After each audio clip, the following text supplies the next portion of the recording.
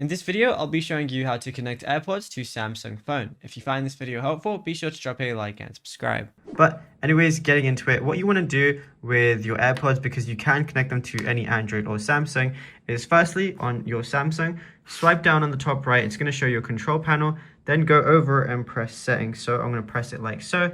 You're going to go down and scroll down to connections. So I have connections right there. Then go over to the Bluetooth option. Now, when it's on, it's going to be basically searching for available devices.